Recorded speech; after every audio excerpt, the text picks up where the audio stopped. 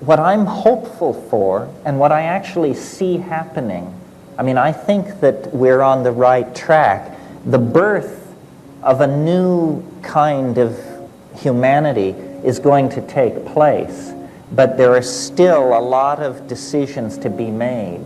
How violent shall this birth be? What toll shall it take upon our mother, the earth? What shape shall the baby be in when it finally is delivered? These are the decisions that artists can mediate and control. Most people are afraid of the unconscious.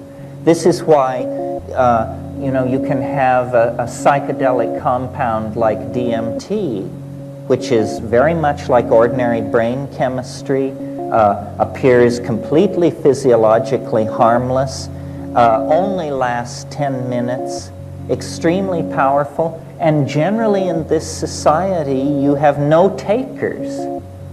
This is because there has been a failure of moral courage, and the failure of moral courage is perhaps most evident in our own community, the community of the artists. In a way, it's the poets that have failed us because they have not provided a song or sung a vision that we could all move in concert to.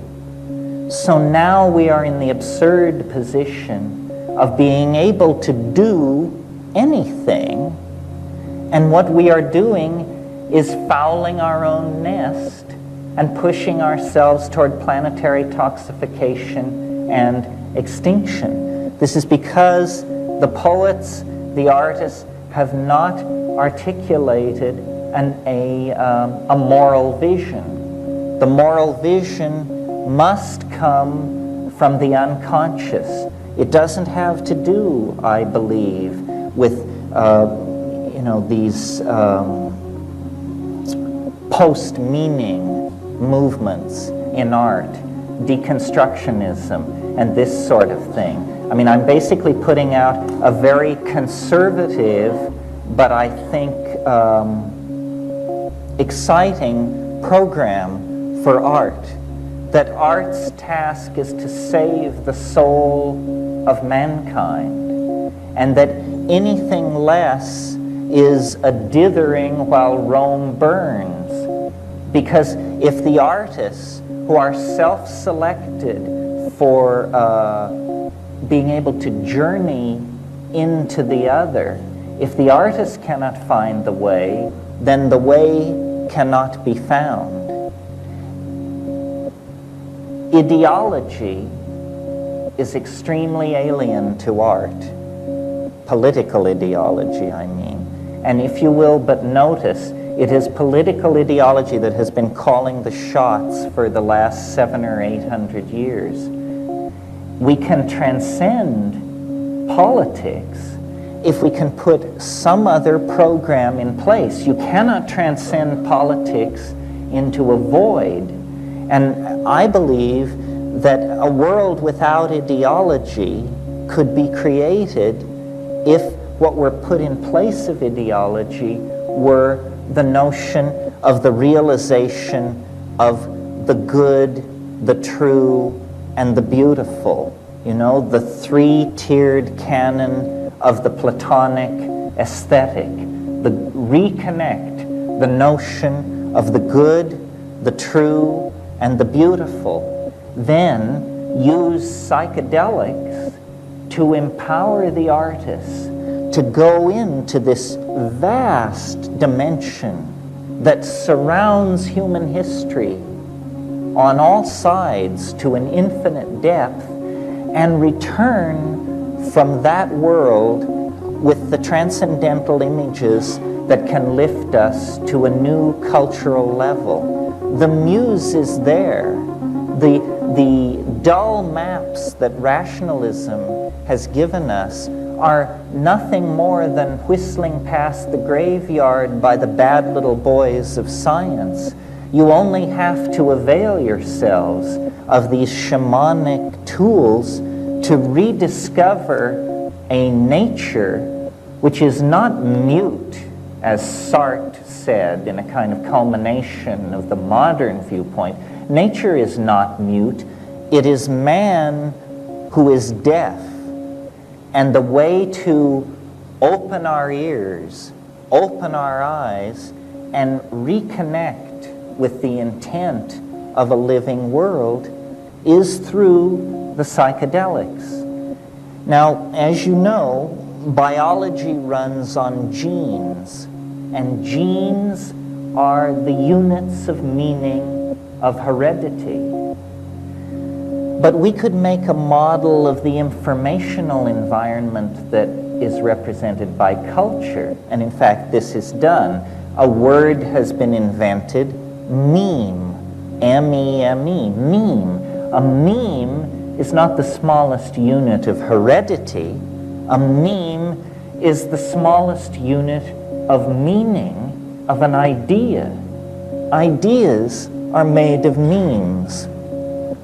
And I think the art community might function with more efficiency in the production of visionary aesthetic breakthroughs if we would think of ourselves as an environment modeled after the natural environment, where we as artists are attempting to create memes which enter an environment of other memes that are in competition with each other, and out of this competition of memes, ever more appropriate, adapted, and suitable ideas can gather and link themselves together into higher and higher organisms. Now, in order for this to happen, there is an obligation upon each one of us to carry our ideas clearly,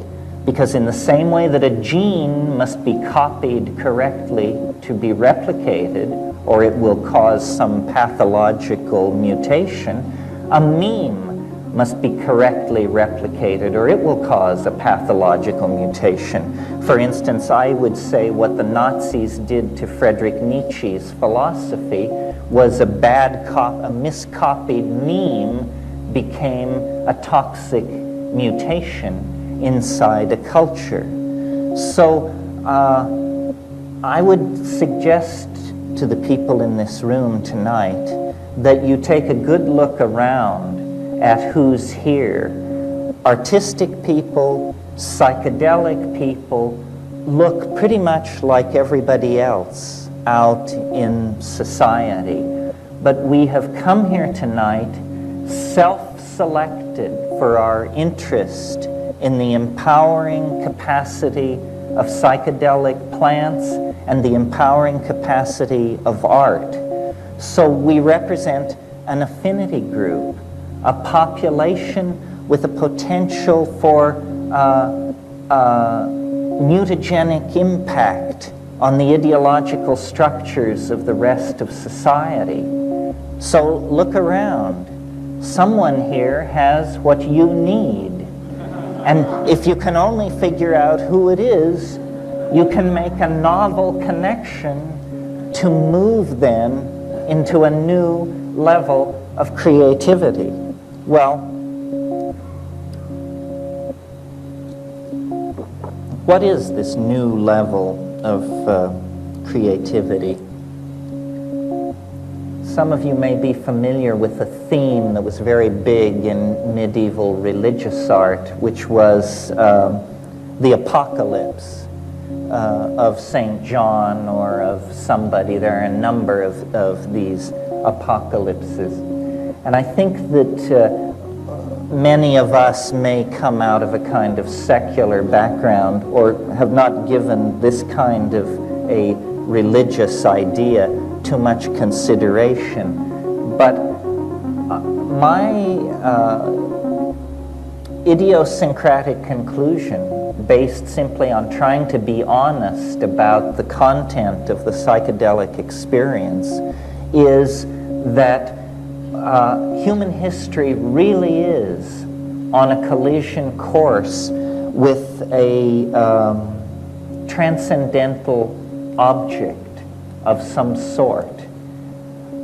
It is not going to be business as usual into the endless unfolding confines of the future. The very fact that human history is occurring on this planet, the very fact that a primate has left the ordinary pattern of primate activity and gone into the business of running stock markets and molecular biology labs and art museums indicates to me the nearby presence in another dimension of a kind of hyper-organizing force, or what I call the transcendental object. And I believe that this transcendental object is casting an enormous shadow over the human historical landscape. So that if you're back in ancient Judea, you have an anticipation of the Messiah. If you are at Eleusis, at the height of the practice of the Eleusinian mysteries, you have an anticipation of the dark God. These anticipations of an unspeakable, transcendent reality that are always clothed in the assumptions of the individual artist and the society in which he or she is working are in fact genuine, and that you don't have to give yourself over to fundamentalist religion to connect with the fact that human history is an adventure. And this adventure has a number of startling reverses and sudden plot shifts that are very difficult to anticipate, and that we are coming up on one of those. The civilization that was created out of the collapse of the medieval world has now shown its contradictions to be unbearable. And though no one of us knows what the shape of the new civilization will be, somehow in the singing of the ayahuasca songs in the rainforest, in the tremendous hypermetallic transcendental off-planetary flash of psilocybin, in the teaching of the self-transforming machine elves that seem to dwell in the DMT dimension, we see that the ordinary linear expectations of history are breaking down, and that the truth of the immanence of the mystery is breaking through all the structures of denial of the male dominator paradigm that has been in place so long. The way to make this birth process smooth, the way to bring it to a conclusion that will not betray the thousands and thousands of generations of people who suffered birth and disease and migration and starvation and lonely death so that we could sit here this evening. The redeeming of the human enterprise all lies then in helping this thing come to birth. And each artist is an antenna to the transcendental other.